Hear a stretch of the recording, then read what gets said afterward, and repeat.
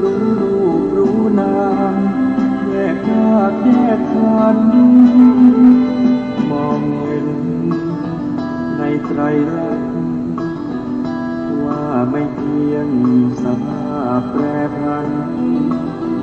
ให้คงเดิมเป็นไม่ได้แท้นั้น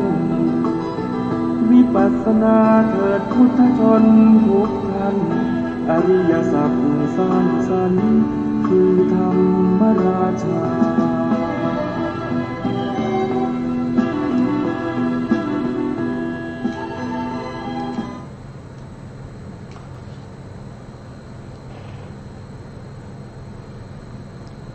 พุทธังสรณังกัจฉามิ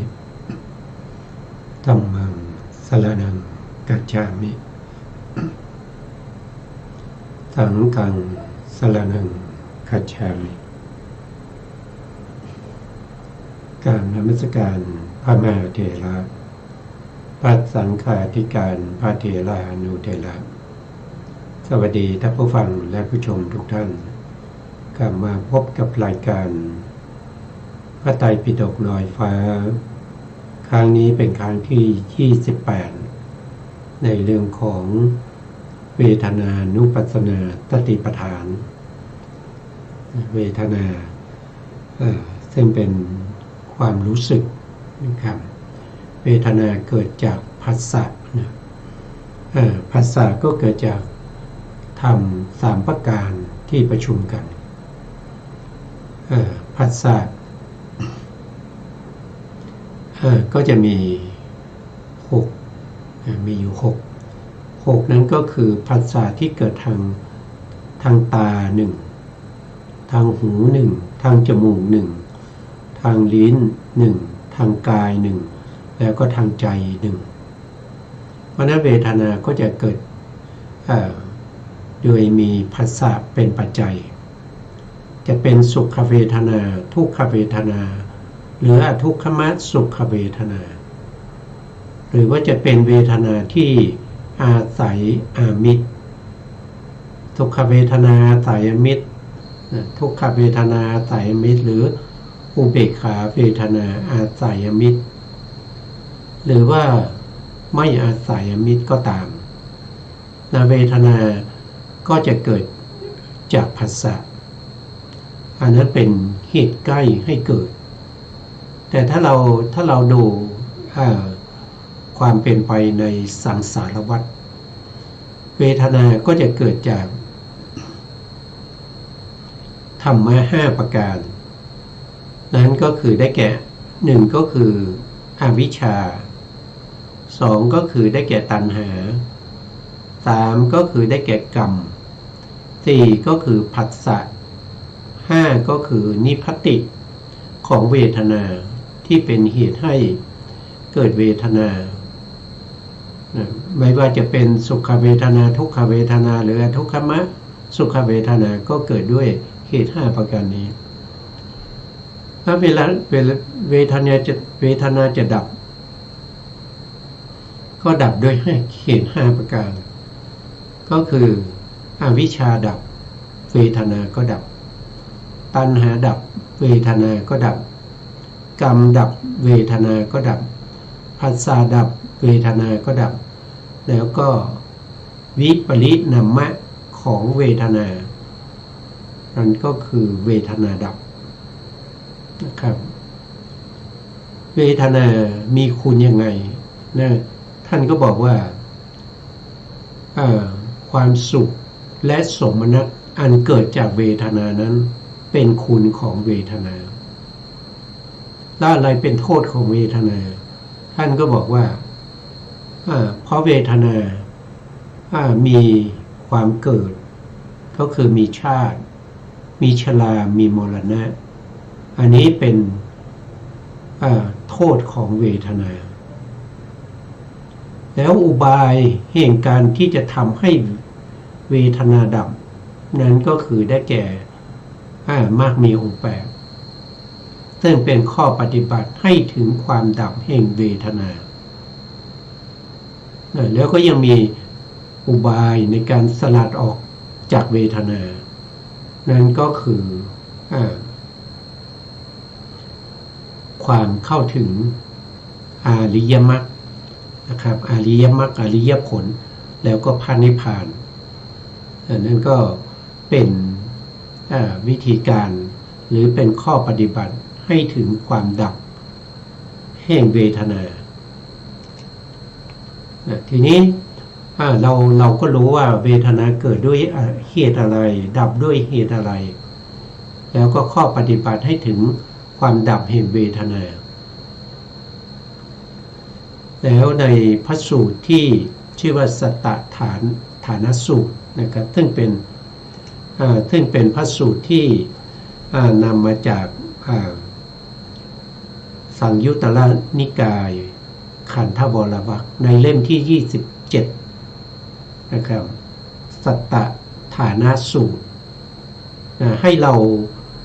าเพ่งพินิจอีก3ประการนั่นก็คือเพ่งพินิจในเรื่องของขันธ์เรื่องของอายตนะ12เพ่งพินิจในเรื่องของธาตุ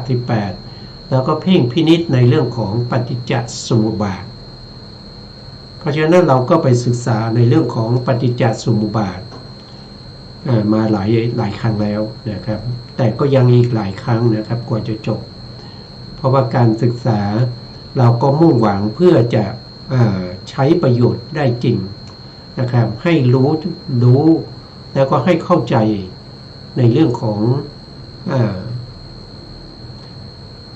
อายตนะธาตุแล้วก็ปฏิจจสมุปบาทที่เป็นธรรมที่สืบเนื่องกันไปในวัฏฏะสงสารตั้งแต่อดีตชาตินะครับมาจนถึงปัจจุบันนี้ชาติปัจจุบันนี้ต่อไปก็จะก้าวไปในอนาคตชาติถ้าเรายังเป็นปุถุชนอยู่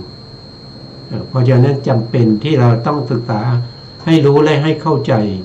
เพื่อที่จะนำไปประยุกต์ใช้ปฏิบัติในชีวิตประจำวันของเรานะครับเราก็ไปต่อครั้งที่แล้วนะ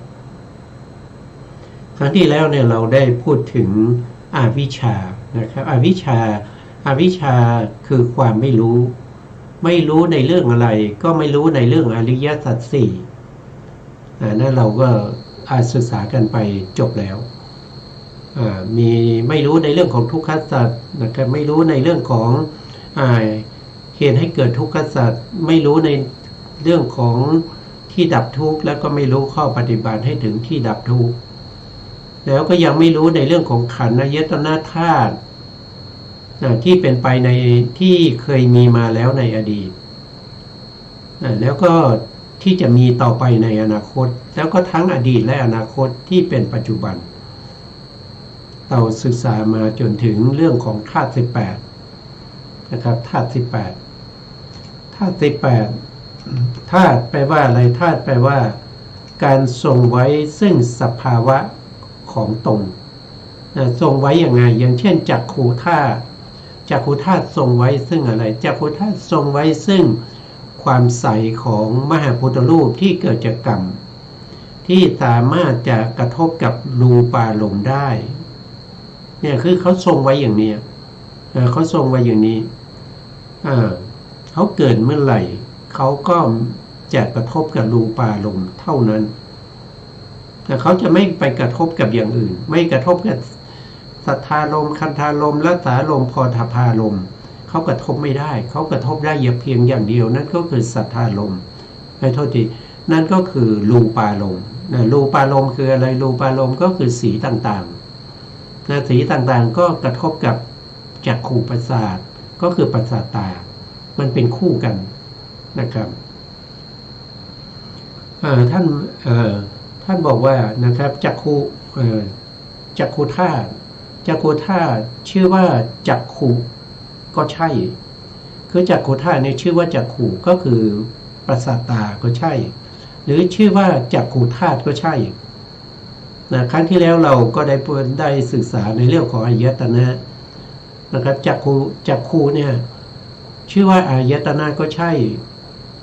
ชื่อว่าจักขุก็ใช่แต่วันนี้เราเปลี่ยนมาในเรื่องของธาตุเพราะนั้นจักขุธาตุ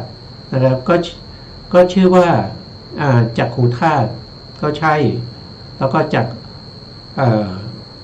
ชื่อว่าจักขุก็ใช่แล้วก็ชื่อว่าจักขุธาตุก็ใช่นะคำว่าจักขุเนี่ยมีความหมายหลายอย่าง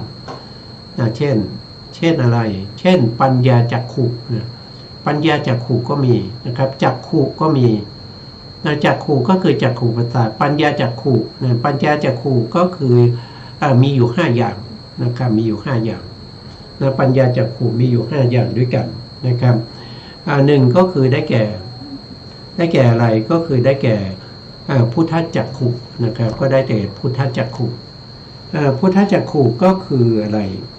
พุทธจักขุก็คืออาสยานุสยญาณและ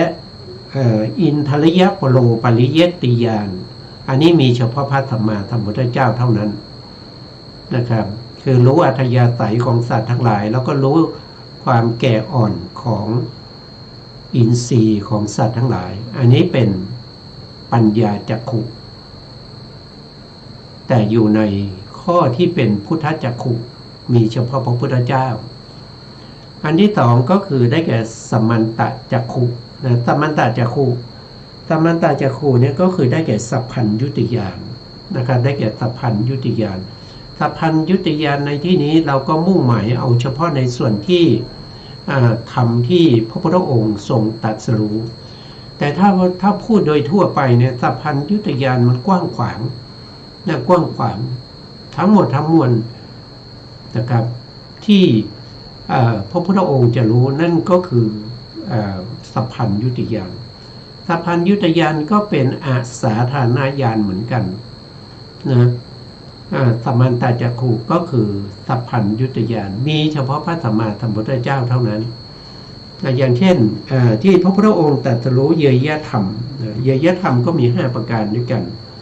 5ประการก็คือได้แก่สังขาร1คือสังขารนะครับสังขารก็ได้แก่จิตเจตสิกนะครับแล้วก็รูปนะครับนิพพานรูปนิพพานรูปลักขณะรูปนะครับวิการรูปพวกนี้ที่มีการถูกปรุงแต่งด้วยปัจจัยถูกปรุงแต่งด้วยปัจจัยธรรมไหนบ้างที่ถูกปรุงแต่งด้วยปัจจัยธรรมนั้นเรียกว่าเป็นสังขารธรรมนั่นคือข้อที่1นะครับข้อที่2ก็คือได้แก่วิการรูป5นะครับวิการรูป5ก็ได้แก่กายวิญญัตวจีวิญญัตนะ1กายวิญญัต2วจีวิญญัต3ละหุตานะ4มุทุตา5กัมมัญญตาพวกนี้เรียกว่าเป็น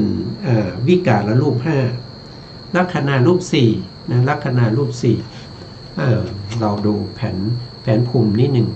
ดูแผนภูมิลักขณะรูป4นะลักขณะรูป4ก็ได้แก่อุปจยะคือการเกิดขึ้นครั้งแรกสันตตินะสันตติก็คือการเกิดขึ้นครั้งหลังๆที่สืบต่อไปจนกว่ารูปจะเกิดสมบูรณ์แล้วจะเกิดสมบูรณ์แล้วเรียกว่าเป็นสันตติชลตาก็คือความแก่ของรูปนะครับชลตาแล้วก็อนิจจตานะก็คือความดับของรูปนะพวกนี้เรียกว่าเป็นสังคตธรรมนะถูกปรุงแต่งด้วยอะไรก็ถูกปรุงแต่งว่าโดยรูปเนี่ยก็ถูกปรุงแต่งด้วยกรรมนะถูกปรุงแต่งด้วยกรรมถูกปรุงแต่งด้วยจิตนะครับอุตุแล้วก็อาหารนะอันนี้เป็นตัวที่ปรุงแต่งรูปนะปรุงแต่งรูปก็คือทำให้รูปเกิดขึ้น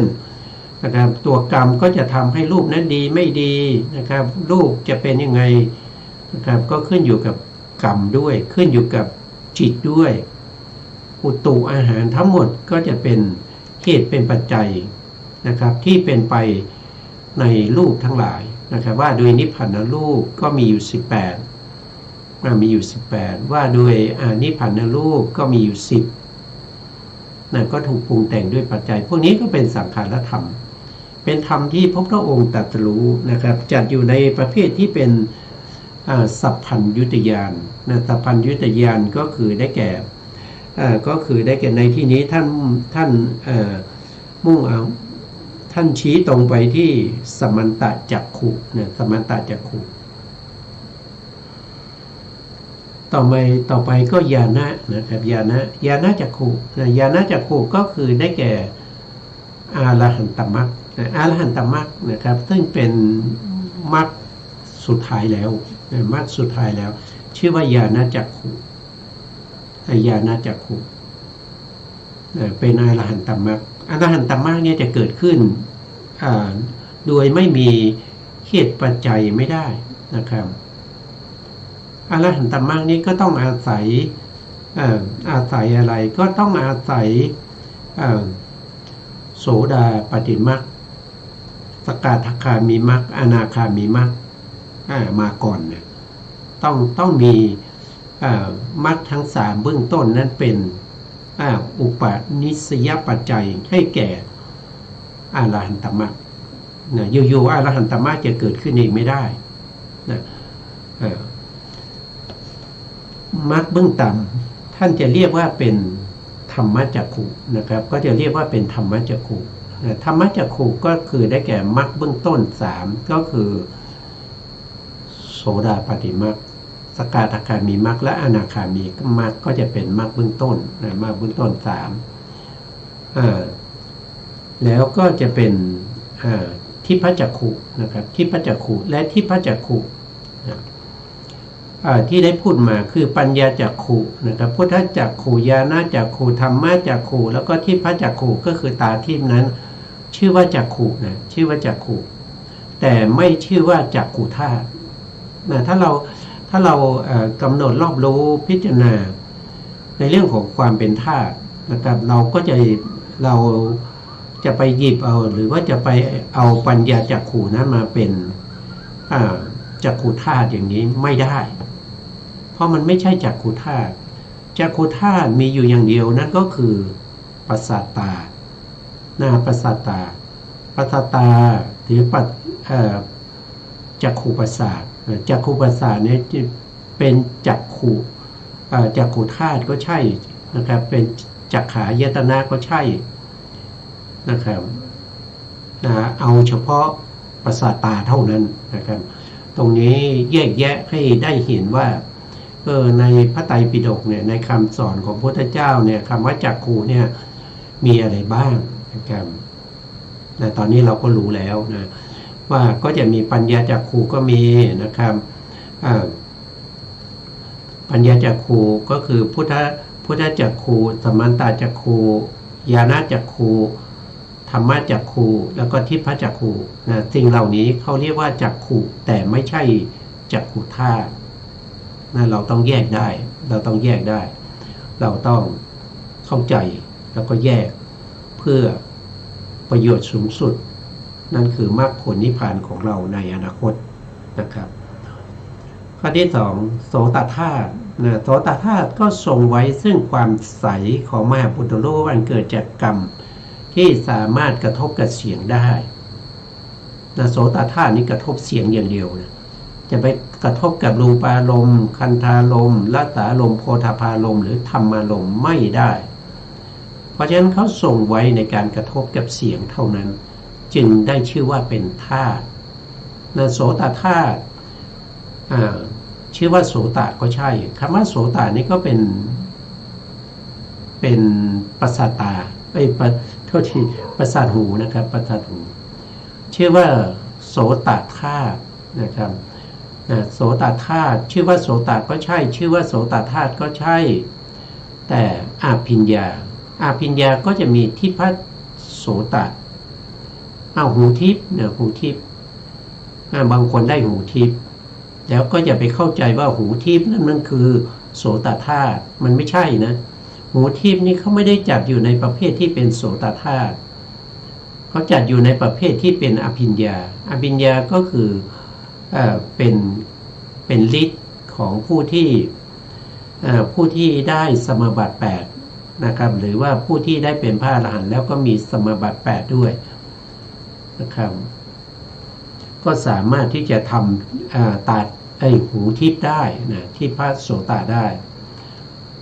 นอกจากทิพย์พระโสตหูทิพย์แล้วก็ยังมีคำว่าโสตนี้ยังมีอีกอันหนึ่งนั่นก็คือได้แก่ตัณหาโสตก็คือได้แก่ตัวโลภะตัณหานี่คือโลภะนะโลภะเป็นอกุศลนะอกุศลเจตสิกนะครับตัณหาโสตนะครับที่พระโสตตัณหาโสตเนี่ยชื่อว่าโสตนี่ก็ใช่นะแต่เขาไม่ได้ชื่อว่าโสตธาตุเขาไม่ชื่อโสตธาตุนะอย่าไปกำหนดนะอย่าไปนึกนะครับอย่าไปนึกว่าหูทิพย์นี่ก็เป็นโสตธาตุมันไม่ใช่นะมันไม่ใช่โสตธาตุคือประสาทหูอย่างเดียวเท่านั้นประสาทที่เป็นรูปนะเป็นเนื้อนะเป็นรูปนะที่อยู่ในหูของเรานะครับอันนั้นเรียกว่าเป็นโสตธาตุก็ใช่ชื่อว่าโสตก็ใช่นะครับต่อไปข้อที่3คานธาตุคานธาตุมีอย่างเดียวนะครับคานธาตุชื่อว่าคานะก็ใช่คานะนี่แปลว่าประสาทจมูกนะประสาทจมูกเนี่ยคานธาตุทรงไว้ซึ่งอะไรทรงไว้ซึ่งความใสของมหาพุทธรูปที่เกิดจากกรรมสามารถที่จะกระทบกับกลิ่นได้กลิ่นนั้นเรียกว่าเป็นขันธธาตุเรียกว่าเป็นขันธธาตุกระทบกับคานธาตุนี่มีอย่างเดียวอันนี้กำหนดง่ายนะครับถ้ากำหนดคานธาตุก็กำหนดประสาทจมูกเลยนะครับไม่มีศัพท์อื่นนะไม่มีศัพท์อื่นต่อมาข้อที่4ชิวหาธาตุชื่อว่าชิวหาก็ใช่ชื่อว่าชิวหาธาตุก็ใช่นะชิวหาธาตุก็คือประสาทลิ้นนะประสาทลิ้นมีอย่างเดียวนะประสาทลิ้นมีอย่างเดียวไม่มีอย่างอื่นอันนี้ก็กำหนดได้ง่ายไม่ต้องไปแยกแยะนะครับก็กำหนดที่ลิ้นนะครับที่ประสาทลิ้นเลยนะก็เรียกว่าเป็นชิวหาธาตุต่อมากายธาตุกายธาตุชื่อว่ากายะก็ใช่ชื่อว่ากายธาตุก็ใช่ธรรมที่เหลือนอกนั้นไม่ชื่อว่ากายชื่อว่ากายะแต่ไม่ชื่อว่ากายธาตุธรรมที่เหลือนอกนั้นชื่อว่ากายะแต่ไม่ชื่อว่ากายธาตุธรรมที่เหลือนอกนั้นคืออะไรก็คือจิต89เจตสิก52รูป27เว้นกายประสาทเว้นกายแล้วก็นิพพานอันนี้เขาเรียกว่าเป็นกายเหมือนกันนะเป็นกายแต่ไม่ใช่กายธาตุนะไม่ใช่กายธาตุนี่ก็ต้องแยกแยะให้ดีนะครับเดี๋ยวไปกำหนดผิดนะเดี๋ยวเพ่งพิจารณาในเรื่องของกายธาตุผิดนะครับต่อไปข้อที่6รูปธาตุก็คือสีต่างๆนะหรือเรียกว่ารูปารมณ์รูปธาตุชื่อว่ารูปปะก็ใช่ชื่อว่ารูปธาตุก็ใช่ธรรมที่เหลือนอกนั้นนะชื่อว่ารูปปะนะแต่ไม่ชื่อว่ารูปธาตุธรรมที่เหลือนอกนั้นก็คือได้แก่จิต89เจตสิก52รูป27เว้นรูปารมณ์ก็เหมือนข้อที่6นะครับข้อที่6ที่เป็นกายธาตุนะครับเปลี่ยนเฉพาะตรงที่รูปนะครับเว้นรูปารมณ์แล้วก็นิพพานพวกนี้เป็นอะไรเป็นรูปะนะครับแต่ไม่ใช่รูปธาตุต่อไปสัทธธาตุนี่คือเสียงนะอันนี้คือเสียงนี่คู่กับอะไรคู่กับโสตนะครับคู่กับโสตธาตุนะครับคู่กับโสตธาตุสัทธธาตุนะครับชื่อว่าสัทธาก็ใช่ชื่อว่าสัทธธาตุก็ใช่อันนี้มีอย่างเดียวนะเสียงนี่มีอย่างเดียวนะครับเสียงที่กระทบกับ ประสาทหูนะครับต่อมาข้อที่8คันธธาตุคันธธาตุนี่คือกลิ่นนะครับคือกลิ่นคันธธาตุชื่อว่าคันธะก็ใช่ชื่อว่าคันธธาตุก็ใช่อันนี้จะมีศัพท์อื่นด้วยนะบางทีเรียกว่าเป็นศีลคันธะก็คือกลิ่นของศีลนะกลิ่นของศีลเนี่ยอันนี้สามารถที่จะทวนลมก็ได้ตามลมก็ได้นะแต่ถ้าเป็นคันธธาตุเนี่ยเขาจะตามลมอย่างเดียวนะเวลาเรากำหนดพินิจพิจารณานะเราก็ต้องแยกแยะให้ดีนะครับศีลคันธะนะครับแล้วก็สมาธิคันธะปัญญาคันธะชื่อว่าคันธะแต่ไม่ชื่อว่าคันธธาตุตอนนี้เรากำลังเจาะจงเอาเฉพาะคำว่าธาตุนะศีลคันธะคืออะไรศีลคันธะก็คือได้แก่สัมมาวาจาสัมมากัมมันตะสัมมาอาชีวะนะก็คือได้แก่วิรติ3ที่เป็นศีลนะศีลนี้จะเกิดขึ้นในมหากุศลนะครับก็ต้องมีมิตรภาพวัตถุนะหรือวิระมิตรภาพวัตถุนะครับสิ่งนี้ถึงจะเกิดขึ้นแต่ถ้าเป็นในโลกุตระนะครับโลกุตระเนี่ยไม่ต้องมีวิระมิตรภาพวัตถุนะถ้ามรรคจิตเกิดเมื่อไหร่สัมมาวาจาสัมมากัมมันตะสัมมาอาชีวะก็จะเกิดพร้อมกันเลย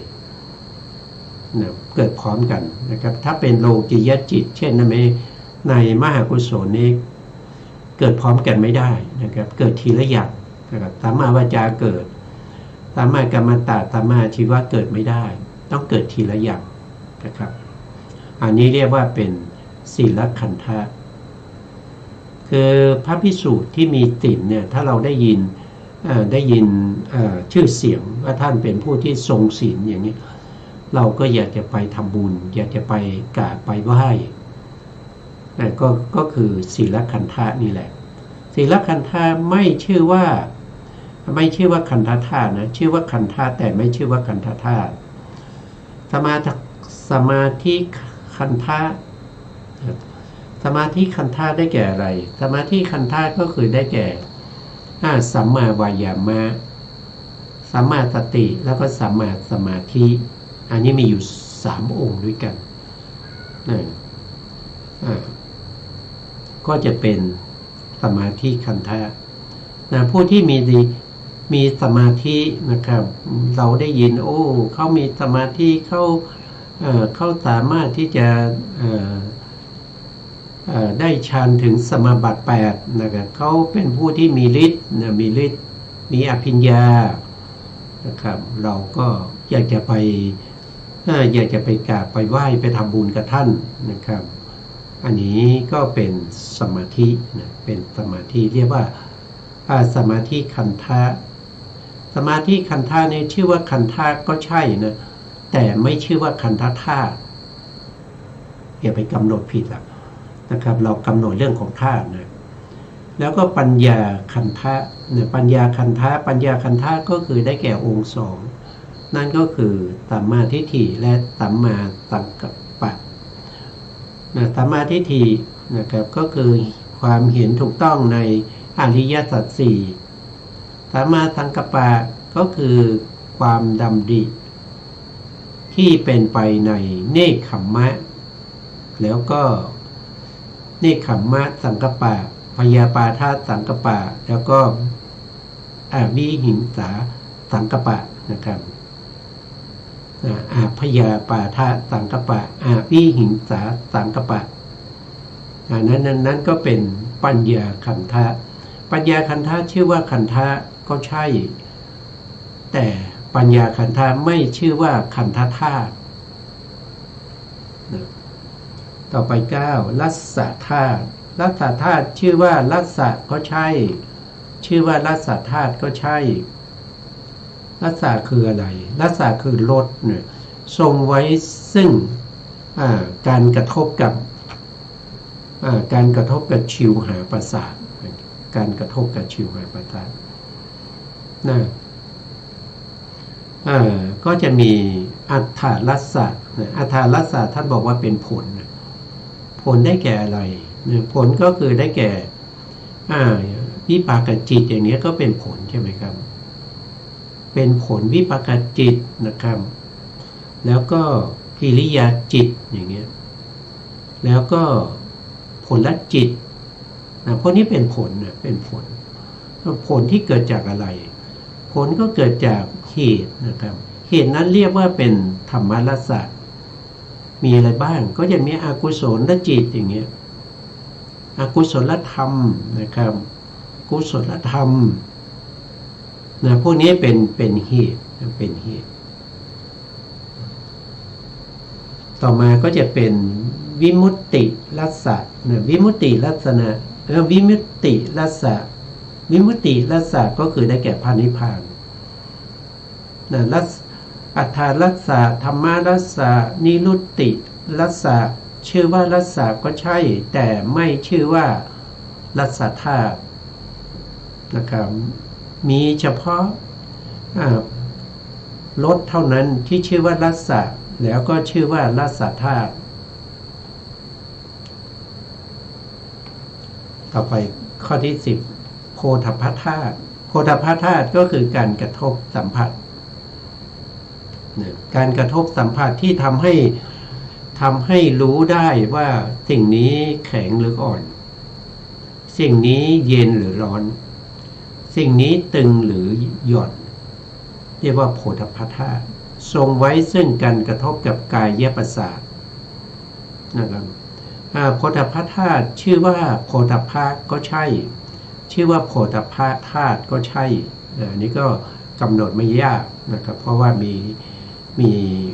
ศัพท์เดียวนะต่อมาในข้อที่11นะข้อที่11จักขุวิญญาณธาตุอันนี้เป็นจิตนะเป็นจิตเป็นจักขุวิญญาณธาตุชื่อว่าจักขุวิญญาณธาตุก็ใช่ชื่อว่าจักขุธาตุก็ใช่นะครับจักขุวิญญาณธาตุชื่อว่าจักขุวิญญาณก็ใช่ชื่อว่าจักขุวิญญาณธาตุก็ใช่นี่เป็นจิตที่รู้อะไรรู้สีรู้รูปารมณ์เห็นได้เห็นด้วยจิตนี้ชื่อว่าจักขุวิญญาณธาตุต่อมาโสตวิญญาณธาตุโสตวิญญาณธาตุชื่อว่าโสตธาตุชื่อว่าโสตวิญญาณก็ใช่ชื่อว่าโสตวิญญาณธาตุก็ใช่อันนี้ก็คือจิตที่รู้เสียงจิตที่อาศัยโสตประสาทแล้วก็รู้เสียงข้อที่13คานะวิญญาณธาตุชื่อว่าคานะวิญญาณก็ใช่ชื่อว่าคานะวิญญาณธาตุก็ใช่อันนี้ก็เป็นจิตที่อาศัยประสาทจมูกเกิดขึ้นแล้วก็ได้กลิ่น14ชิวหาวิญญาณธาตุชื่อว่าชิวหาวิญญาณก็ใช่ชื่อว่าชิวหาวิญญาณธาตุก็ใช่ต่อมากายวิญญาณธาตุกายวิญญาณธาตุก็คือจิตที่รู้โพธพารมณ์รู้โพธพารมณ์กายวิญญาณธาตุชื่อว่ากายวิญญาณก็ใช่ชื่อว่ากายวิญญาณธาตุก็ใช่มโนธาตุชื่อว่ามโนธาตุก็ใช่ชื่อว่ามโนก็ใช่ชื่อว่ามโนธาตุก็ใช่มานะมนะที่เหลือนอกนั้นชื่อว่ามนะแต่ไม่ได้ชื่อว่ามโนธาตุอะไรที่เหลือนอกนั้นก็คือได้แก่มโนวิญญาณจิต86 86เนี่ยไม่ได้ชื่อว่ามโนธาตุแต่ชื่อว่ามโนวิญญาณธาตุเวลาจิตเกิดขึ้นเนี่ยเราก็จะต้องสังเกตนะครับในขณะที่มโนธาตุเกิดขึ้นมโนธาตุนี้เกิดในวิถีไหนนะครับมโนธาตุก็จะเกิดในวิถีที่เป็นปัญจทวารวิถีปัญจทวารวิถี มโนธาตุเนี่ยสามารถที่จะรับอารมณ์ได้ทั้ง5อารมณ์เขาเรียกว่าเป็นปัญจารมณ์รับรูปารมณ์ได้นะครับรับสัทธารมณ์ได้รับคันธารมณ์ได้รับรัสสารมณ์ได้แล้วก็รับโพธพารมณ์ได้รับได้5อารมณ์ครับก็เรียกว่าเป็นมโนหรือเรียกว่าเป็นมโนธาตุส่วนจิตอื่นๆที่เหลือนอกจากนั้นไม่ชื่อว่ามโนธาตุนะไม่ชื่อว่ามโนธาตุแต่ชื่อว่ามนะก็คือจิตแต่ไม่ชื่อว่ามโนธาตุข้อที่17นะครับก็คือมโนวิญญาณธาตุนะก็คือเหลือมาจากข้อที่16นะครับมโนวิญญาณธาตุชื่อว่ามโนวิญญาณก็ใช่ชื่อว่ามโนวิญญาณธาตุก็ใช่นะครับส่วนจิตมโนวิญญาณธาตุมีอยู่86ดวงและจิตที่เหลืออีก3ดวงนั้นก็คือได้แก่มโนธาตุได้แก่มโนธาตุเวลาเราเฝ้าดูนะครับเวลาเราเฝ้าสังเกตนะครับจิตของเรานะครับว่าจิตของเราเนี่ยโดยการกำหนดในเรื่องของธาตุเนี่ยก็ต้องสังเกตว่าเขาเป็นธาตุอะไรเขาเป็นมโนธาตุหรือว่ามโนวิญญาณธาตุหรือว่าเป็นกายวิญญาณธาตุอย่างนี้เราก็ต้องเฝ้าสังเกตดูคือสิ่งเหล่านี้มันมีจริงแต่มันมีอยู่จริงนะครับไม่ใช่ไม่มีนะมันมีอยู่จริงแต่มันไม่เที่ยงมันเกิดขึ้นแล้วมันตั้งอยู่มันดับไปมันไม่เที่ยงด้วยการทนอยู่ในสภาพเดิมไม่ได้มันจึงเป็นทุกข์สิ่งใดไม่เที่ยงสิ่งนั้นเป็นทุกข์ควรหรือที่จะยึดถือว่าเป็นอัตตาของเราพระพุทธองค์ถามภิกษุปัญจวัคคีย์ภิกษุเหล่านั้นก็ตอบว่าไม่ควรเลยพระเจ้าข้าสิ่งใดไม่เที่ยงเป็นทุกข์ควรหรือหนอที่จะตามเห็นสิ่งนั้นว่าเป็นอัตตาของเราไม่ควรพระเจ้าข้า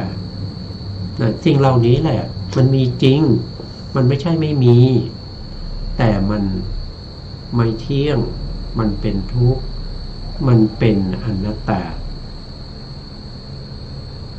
เพราะฉะนั้นเราก็ไม่ควรที่จะเข้าไปยึดถือว่าเป็นของเราด้วยตัณหาไม่ควรเข้าไปยึดถือว่าเป็นเราด้วยมานะไม่ควรเข้าไปยึดถือว่าเป็นอัตตาตัวตนของเราด้วยทิฏฐิ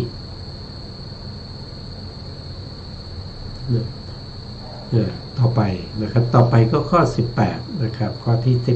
18ก็จะหมดในเรื่องของธาตุแล้วนะเป็นธาตุสุดท้ายเรียกว่าเป็นธรรมธาตุธรรมธาตุชื่อว่าธาตุก็ใช่นะชื่อธรรมธาตุชื่อว่าธรรมะก็ใช่ชื่อว่าธรรมธาตุก็ใช่ธรรมะที่เหลือนอกนั้นชื่อว่าธรรมะแต่ไม่ชื่อว่าธรรมธาตุธรรมะที่เหลือนอกนั้นก็คือปรมัตถธรรมปรมัตถธรรมเป็นสภาวะที่มีจริงๆมีจริงๆไม่ใช่ไม่มีนะครับมีปรมัตถธรรมที่เหลือนอกนั้นก็คือได้แก่จิต89โอลาลิกรูป12แล้วก็บัญญัติบัญญัติธรรมเนี่ยก็คือได้แก่สมุหบัญญัติเช่นกองช้างกองม้าเป็นต้นเหล่านั้นแล้วธรรมธาตุคืออะไรธรรมธาตุก็คือที่มันไม่ใช่จิตที่มันไม่ใช่จิตที่มันไม่ใช่โอลาลิกรูป12ที่มันไม่ใช่สมุหบัญญัติมันเหลืออะไรปรมัตถธรรม4ก็จะเหลือเจตสิก52แล้วก็เหลือสุขุมรูป16แล้วก็เหลือพระนิพพานเพราะฉะนั้น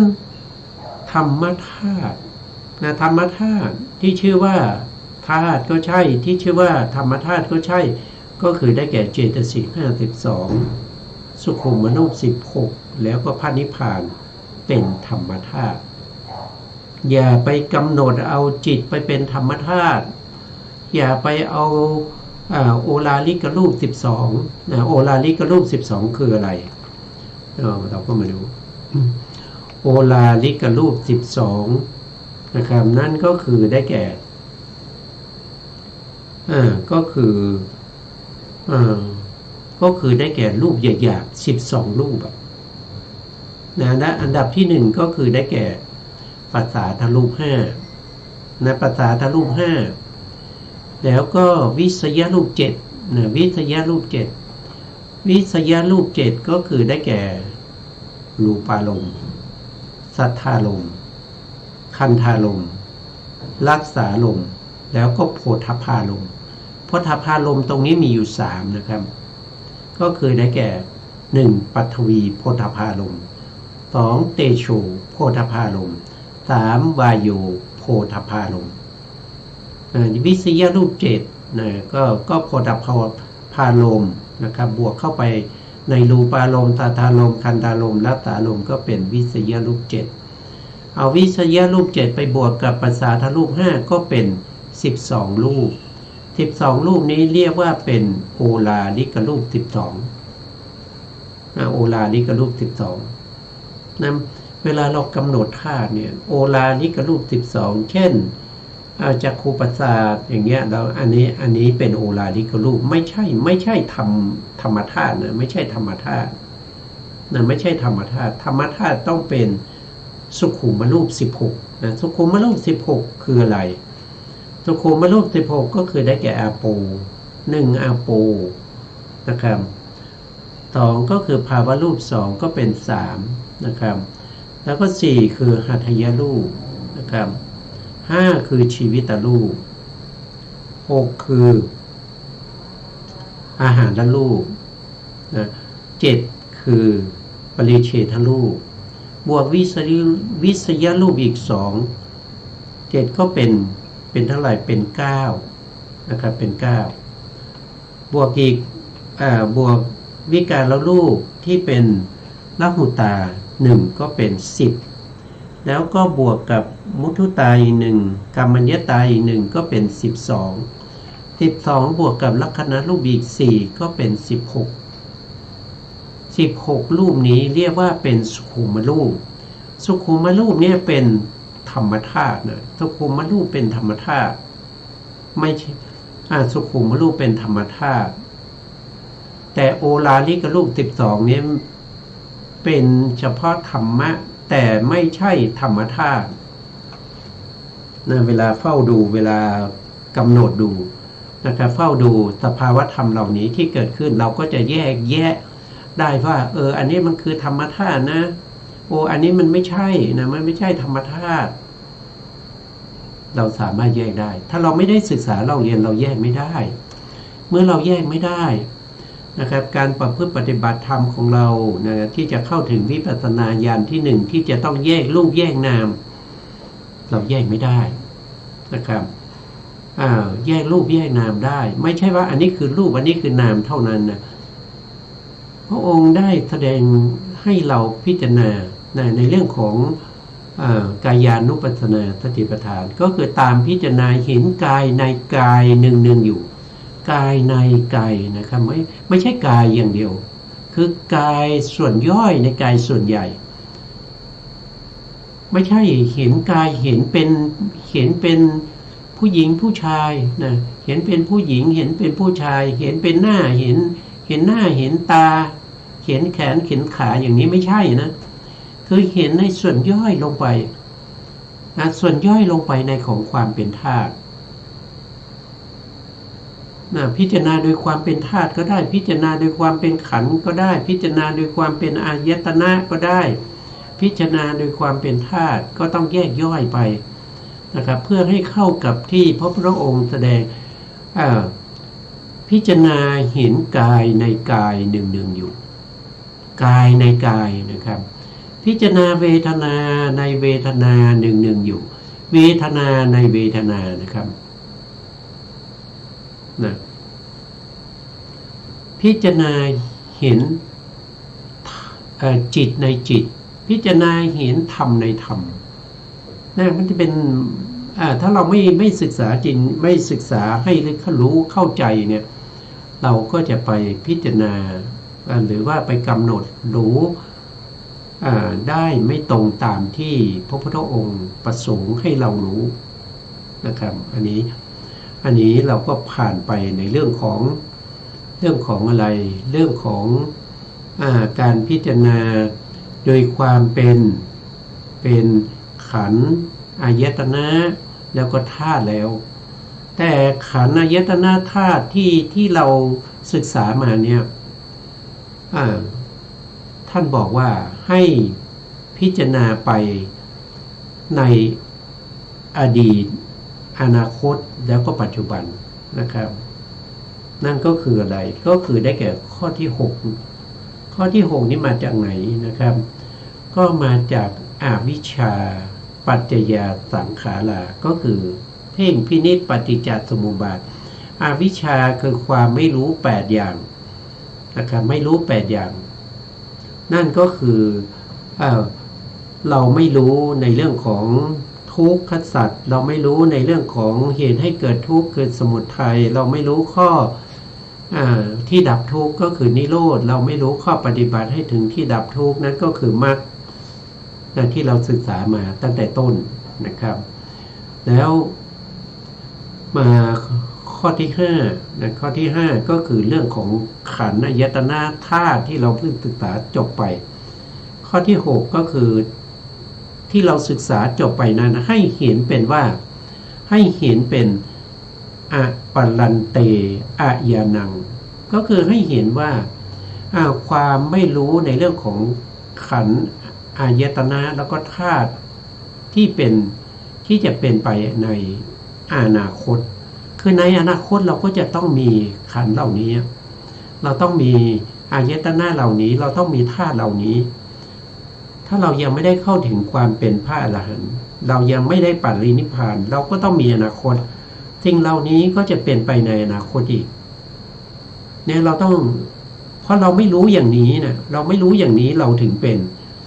คนมีอวิชชาไงนะเรามีอวิชชาเพราะเราไม่รู้ขันธ์อายตนะธาตุที่จะมีในอนาคตข้อที่7บุพพันตาปัลลันเตอาญานังความไม่รู้ในขันธ์อายตนะธาตุที่เป็นอดีตและอนาคตนะอันนี้คือไม่รู้ในอดีตและอนาคตอดีตกับอนาคตรวมกันก็เป็นปัจจุบันเนี่ยปัจจุบันนี้เรารู้ไหมนะถ้าเราได้ศึกษาแล้วเนี่ยเราก็รู้ใช่ไหมแต่เรารู้แบบเนี่ยเขาเรียกว่ารู้แบบการศึกษาเล่าเรียนรู้แบบปริยัตินะครับยังไม่เข้าถึงความเป็นสัจจญาณนะต่อเมื่อเราเฝ้าสังเกตดูนะครับให้รู้ประจักษ์แจ้งด้วยจิตด้วยใจนะครับเมื่อนั้นเราก็จะเข้าถึงสัจจญาณนะเข้าถึงสัจจญาณนะแล้วก็สามารถที่จะเข้าถึงญาตะปริญญาซึ่งเป็นปริญญาที่1นะครับในการที่จะทำปริญญาในข้อปฏิบัตินะครับมีอยู่3อย่างนั่นก็คือญาตะปริญญาตีรณปริญญาแล้วก็ปหานะปริญญาทีนี้ข้อสุดท้ายในเรื่องของอวิชชาไม่รู้นั่นก็คือได้แก่ข้อที่8นะอวิชชาเนี่ยไม่รู้อะไรคือท่านบอกว่าอิทัปปัจจัยตาก็คืออะไรก็คือท่านก็บอกว่าปฏิจจสมุปปันเนสุธัมเมสุอาญานังความไม่รู้รูปนามที่เกิดขึ้นโดยอาศัยเหตุให้เกิดตามในแห่งปฏิจจสมุปบาทเนี่ยเรากำลังศึกษาอยู่นะครับก็เรากำลังศึกษาอยู่แต่ถ้าเราไม่ศึกษาเราก็ไม่รู้เมื่อเราไม่รู้เราก็ปฏิบัติไม่ถูกเมื่อเราปฏิบัติไม่ถูก ข้อปฏิบัติที่เราทำมันก็จะเป็นศีลพัตตปรมาสะคือปฏิบัติผิดเมื่อปฏิบัติผิดก็มีผลนะปฏิบัติผิดมีผลก็คืออะไรผลของการปฏิบัติผิดนั่นก็คือนำเราไปสู่อบายภูมินะมันเป็นศีลพัตตปรมาสะคือยึดมั่นในการปฏิบัติผิดของตนนะครับยึดมั่นในการปฏิบัติผิดของตนว่าถูกต้องแล้วก็เห็นการปฏิบัติของผู้อื่นที่ถูกว่าผิดอย่างเนี้ยเนี่ยมันก็ไปไหนก็ไปอบายจะไปเป็นสัตว์นรกหรือว่าจะไปเป็นเดรัจฉานก็ไม่รู้นะก็ไม่รู้ขึ้นอยู่กับข้อปฏิบัติของท่านนะแต่ต้องไปอบายแน่นอนนะถ้าปฏิบัติผิดนะแล้วก็เข้าใจว่าปฏิบัติถูกเนี่ยมันก็เป็นมิจฉาทิฏฐิด้วยนะครับอวิชชาองค์ธรรมได้แก่โมหะเจตสิกโมหะเจตสิกนี้เกิดอยู่ในอกุศลจิต12นะเกิดอยู่ในอกุศลจิต12นะโมหะเนี่ยโมหะเจตสิกไม่ได้ไปเกิดในวิปากจิตไม่ได้ไปเกิดในมหากุศลจิตมหากิริยาไม่มีเขาจะเกิดเฉพาะในอกุศลจิต12เท่านั้นโมหะเจตสิกโมหะเจตสิกโมหะเจตสิกนี้คือเป็นอกุศลเจตสิกก็คือดวงนี้เวลาโมหะเจตสิกเกิดขึ้นเนี่ยในจิตดวงนั้นน่ะไม่ใช่จะมีเฉพาะโมหะเจตสิกดวงเดียวนะจะเกิดร่วมกับ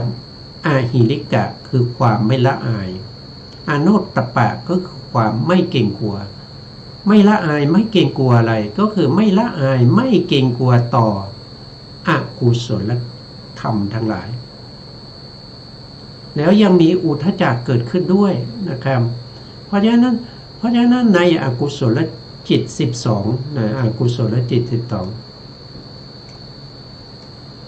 ในอกุศลจิต12เนี่ยก็จะมีเจตสิกนะครับที่ชื่อว่าโมจตุกะเจตสิกประกอบอยู่ทุกดวงเลยนะไม่ว่าจะเป็นโลภะมูลจิตโลภะมูลจิต8โทสะมูลจิต2แล้วก็โมหะมูลจิต2ทุกดวงนั้นจะต้องมีโมจตุกะเจตสิก4ดวงเกิดร่วมด้วยมีโมหะเป็นประธานมีอาหิริกะความไม่ละอายต่ออกุศลทุจริตอโนตตปะความไม่เกรงกลัวต่ออกุศลและธรรมแล้วก็ทุจริตทั้งหลายแล้วก็อุทธัจจะคือความฟุ้งซ่านนะเกิดร่วมด้วยนะเกิดร่วมด้วยในอกุศลจิต12นี้ต้องมีเจตสิกเหล่านั้นอันนั้นเรียกว่าเป็นอกุศลจิต12นะครับอันนี้ก็เป็นอวิชชาเป็นปัจจัยอวิชชาเป็นปัจจัยทั้งหมดทั้งมวลที่เราศึกษามานะครับตั้งแต่ต้นจนถึงตอนนี้เนี่ยอันนั้นเรียกว่าเป็นอวิชชานะความไม่รู้เหล่านั้นมันเป็นอวิชชาเมื่อความไม่รู้เหล่านั้นเป็นอวิชชาจึงทำให้เรามีสังขารก็คือทำให้เราต้องทำนู่นทำนี่นะครับทำบุญบ้างทำบาปบ้างนะครับฆ่าสัตว์ลักทรัพย์ประพฤติผิดในกามนะครับพูดเท็จสอดเสียดนะครับอะไรต่างๆเหล่านี้เราก็ทำบุญด้วยนะบางครั้งก็ทำบุญด้วยแต่ทำบุญนี้ทำบุญนี้ก็ไม่รู้ตัวเองไม่รู้นะครับตัวเองไม่รู้เห็นเขาทำก็ทำด้วยนะครับเห็นเข้าไปก็ไปด้วยนะครับเขาไปทอดพระป่าทอดกฐินก็ไปกับเขานะครับแต่ไม่รู้นะแต่ไม่รู้ว่าที่ไปเนี่ยเป็นบุญหรือเป็นบาปนะครับบางทีทอดกฐินก็เอาเหล้าไปกินด้วยนะครับอันนี้ก็ไม่รู้ว่าไปทำบุญอะไรกันนะครับอันนี้ก็เป็นเรื่องของอวิชชานะครับเราก็